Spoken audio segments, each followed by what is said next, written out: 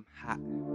Yeah, heard you got a man, ain't that a pity chick? So in today's video, I'm going to show you guys a couple of my favorite gymnastics ab exercises.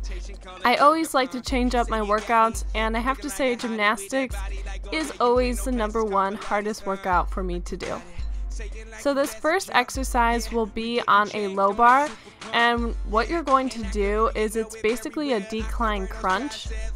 You can put a carpet square over the bar so it doesn't pinch the back of your knees, but basically you're going to hang on the bar like you're a little kid on a playground and have a partner hold your toes down.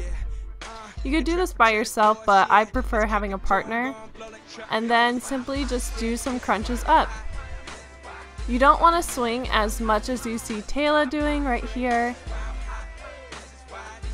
If you guys are also having a hard time getting up, you can use your legs to assist you on the crunch up.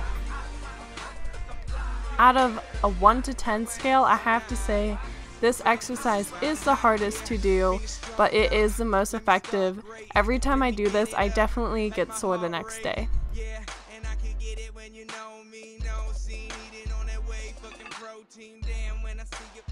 So this next exercise is called a windshield wiper.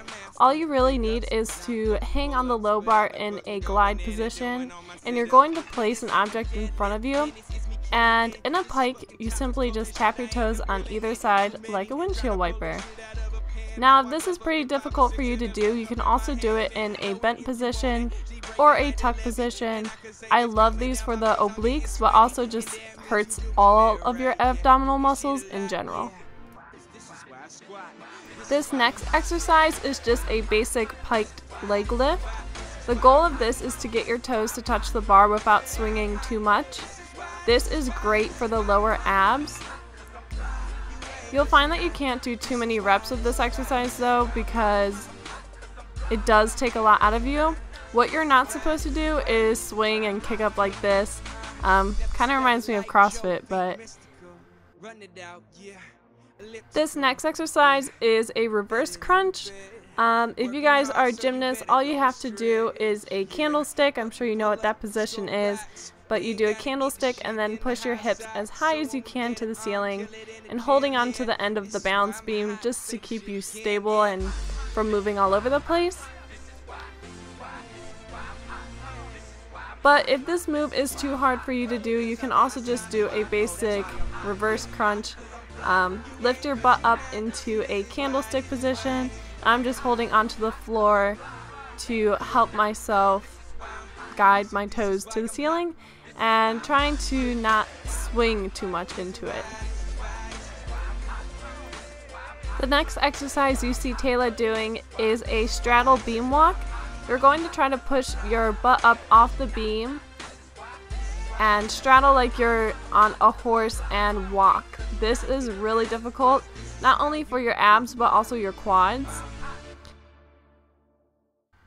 If this is way too difficult, then you can also just do a tuck hold. You just sit on the side of the beam and lift your body up.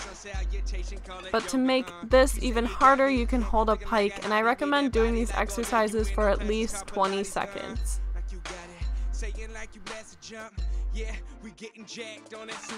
And the last exercise is just a basic sit-up on a high beam.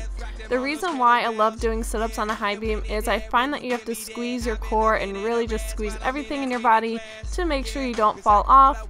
Reagan has her feet placed side by side on the beam and hands behind your head to make it the most difficult. I would go for at least 15 reps with this, but you guys can see I'm struggling and definitely just trying to stay tight so I don't fall off the edge of the beam.